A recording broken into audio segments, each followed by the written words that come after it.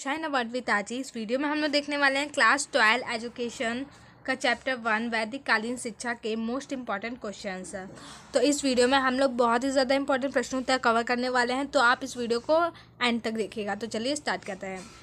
तो इसका जो फर्स्ट क्वेश्चन है वो है वैदिक कालीन शिक्षा से क्या आशा है, मतलब कि जो वैदिक कालीन शिक्षा है वो क्या है। तो चलिए इसका आंसर देख लेते हैं। तो इसका आंसर है प्राचीन भारत में शिक्षा जीवन पर्यंत चलने वाली प्रक्रिया मानी जाती थी। वैसे शिक्षा तो अभी भी जीवन ही पर्यंत चलती है हमारी। इस काल में शिक्षा का आधार वेद थे, मतलब कि जो प्राचीन कालीन शिक्षा थी वो वेदों पर आधारित होती थी, उसमें वेद शिक्षा ही दी जाती थी, जिसके कारण इसे वैदिक कालीन शिक्षा कहा जाता है। वैदिक कालीन औपचारिक शिक्षा ब्रह्मचर्य आश्रम तथा गुरुकुल प्रणाली पर आधारित थी। वैदिक शिक्षा का प्रारंभ वैदिक काल में माना जाता है। शिक्षा मुक्त प्राप्ति का साधन है। तो ये था हमारी वैदिक कालीन शिक्षा। नेक्स्ट क्वेश्चन है हमारा वैदिक कालीन शिक्षा के उद्देश्य बताइए। तो वैदिक कालीन शिक्षा के उद्देश्य क्या थे, चलिए देख लेते हैं। तो इसका आंसर हो जाएगा प्राचीन भारतीय वैदिक शिक्षा, मतलब वैदिक कालीन शिक्षा का प्रमुख उद्देश्य आध्यात्मिक उन्नति था। इसके अतिरिक्त अन्य उद्देश्य एवं आदर्श निम्नलिखित हैं। तो कौन से, चलिए देख लेते हैं। जिसका पहला उद्देश्य वो है ज्ञान तथा अनुभव को प्राथमिकता देना।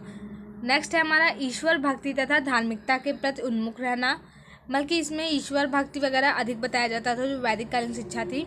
छात्रों के चरित्र का निर्माण करना, छात्रों के व्यक्तित्व का समुचित विकास करना, सामाजिक तथा नागरिक कर्तव्य के पालन की भावना का विकास करना, छात्रों में सामाजिक कुशलता का विकास करना और राष्ट्रीय संस्कृति के संरक्षण एवं प्रसार संबंधी उद्देश्य बताना। तो ये सब उसके वैदिक कालीन शिक्षा के गुण थे या फिर उद्देश्य थे। नेक्स्ट क्वेश्चन हमारा आ जाता है उपनयन। यहाँ पे अपने नहीं होना चाहिए, यहाँ पे उपनयन संस्कार से क्या आशय है। तो चलिए देख लेते तो उपनयन संस्कार क्या होता है। तो इस टाइप से प्राचीन काल में उपनयन संस्कार होता था। चलिए देखते हैं। वैदिक कालीन शिक्षा प्रणाली के अंतर्गत जब बालक पहली बार शिक्षा ग्रहण करने के लिए गुरु के पास जाता है तो इस अवसर पर संपन्न होने वाला संस्कार उपनयन संस्कार कहा जाता है।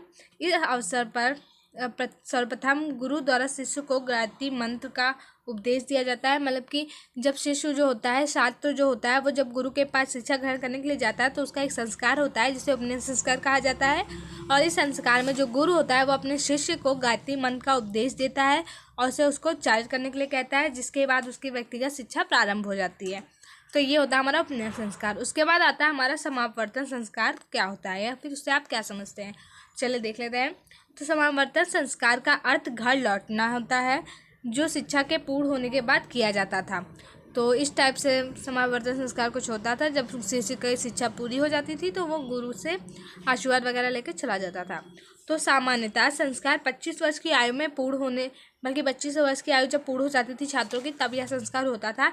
इस प्रकार के संस्कार में छात्र स्नान करके साफ तथा नए वस्त्र धारण कर गुरु के सम्मुख उपस्थित होते थे और गुरु के द्वारा मध्य पर्क दिया जाता था, मतलब कि उनको अच्छी अच्छी बातें बताई जाती थी और उनके भावी जीवन के लिए गुरु उनको कुछ उपदेश देते थे, जिसके बाद गुरु के द्वारा छात्रों को समावर्तन उपदेश देकर शिक्षा व ब्रह्मचर्य आश्रम को पूर्ण माना जाता था। तो शिक्षा के साथ साथ ही ब्रह्मचर्य आश्रम भी उनका चला करता है। आश्रम कितने प्रकार के होते हैं आप लोगों को मैं पहले वाली वीडियोज़ में बता चुकी हूँ कि आश्रम 4 प्रकार के होते हैं।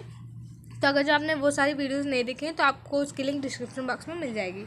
नेक्स्ट क्वेश्चन है हमारा वैदिक कालीन शिक्षा के दोषों की विवेचना कीजिए, मतलब कि वैदिक कालीन शिक्षा में कौन कौन से दोष थे। तो चलिए देख लेते हैं। प्राचीन भारतीय शिक्षा या वैदिक कालीन शिक्षा के दोष निम्नलिखित थे। पहला था सांसारिक जीवन की उपेक्षा। तो जो वैदिक कालीन शिक्षा थी उसमें सांसारिक जीवन की बहुत ज़्यादा उपेक्षा की गई थी, मतलब कि वहाँ पे जब तक इंसान शिक्षा ग्रहण करता था, मतलब कि जब तक कोई छात्र शिक्षा ग्रहण करता था तब तक वो ब्रह्मचर्य आश्रम का पालन करता था और वो बिल्कुल ही सादगी से अपना जीवन व्यतीत करता था, मतलब कि जैसे कि धरती पर सोना, भिक्षा मांग के भोजन करना और मतलब कि सारी सादगी की मतलब से अपना जीवन व्यतीत करता था। नेक्स्ट था हमारा क्षेत्रीय एवं लोक भाषाओं की अवहेलना। तो जो वैदिक कालीन शिक्षा थी वो सिर्फ संस्कृत में दी जाती थी, आपको पता है वेद वगैरह संस्कृत में ही हमारे लिखे हैं, तो उसी में शिक्षा होती थी और किसी अन्य भाषा का उपयोग नहीं किया जाता था। थर्ड हमारा पाठ्यक्रम में धर्मनिरपेक्ष विषयों की अवहेलना। तो मतलब कि जो पाठ्यक्रम होता था वो भी संस्कृत में ही होता था, वेद वगैरह होता था, तो उसमें भी सिर्फ धार्मिक शिक्षा ही दी जाती थी। नेक्स्ट है हमारा शिक्षा के लिए समाज के एक वर्ग की अवहेलना करना, मतलब कि इसका क्या है, एक वर्ग की अवहेलना करना, मतलब कि जो वैदिक कालीन शिक्षा थी उसमें सिर्फ 3 वर्गों को शिक्षा मिलती थी, जो ब्राह्मण होते थे उन्हें, क्षत्रियों को और वैश्यों को, जबकि वहाँ पे जो शूद्र होते थे उन्हें शिक्षा ग्रहण करने का अधिकार नहीं होता था। नेक्स्ट है हमारा बालिकाओं तथा जन शिक्षा की अवहेलना। तो वैदिक कालीन शिक्षा में बालिकाओं की शिक्षा निषेध थी, मतलब कि कोई भी स्त्री वहाँ पे शिक्षा नहीं ग्रहण कर सकती थी, और जो साधारण जैसे शूद्र वगैरह होते थे वो भी शिक्षा नहीं ग्रहण कर सकते थे। उसके बाद आता है हमारा जीवन में के व्यवहारिक पक्ष की अवहेलना करना। अकेला हो गया, यहाँ पे अवहेलना करना होना चाहिए। मतलब कि अभी मैंने आपको बताया कि वो जो वैदिककालीन शिक्षा थी, तो जब छात्र शिक्षा ग्रहण करता था वहाँ पे, तो वो सिर्फ अपने पढ़ाई पर या फिर अपने पाठ्यक्रम पर ही ध्यान देता था। उसके अलावा वो किसी भी अपने आसपास समाज या फिर व्यवहारिक रूप से वो सबसे टूटा हुआ था, मतलब कि वो सिर्फ अपनी पढ़ाई पर ही ध्यान देता था और वो बिल्कुल सादा जीवन जीते थे। और एक और है हमारा शिक्षा में धर्म को सामान्य से अधिक महत्व करना। मतलब कि जो वैदिककालीन शिक्षा होती थी उसमें जो धर्म पर बहुत ज़्यादा बल दिया जाता था और अधिक विषयों पर कम दिया जाता था। तो ये हमारे कुछ मोस्ट इंपॉर्टेंट क्वेश्चंस थे। आई होप आपको ये सभी समझ में आ गए होंगे, और ये सभी क्वेश्चन बहुत ही ज़्यादा इंपॉर्टेंट है, ये इससे पहले पेपर में आ चुके हैं। तो अगर जो आपको ये वीडियो अच्छी लगी तो प्लीज़ से लाइक कर दीजिए, मेरे चैनल को सब्सक्राइब कर दीजिए, बेल आइकन भी प्रेस कर दीजिए।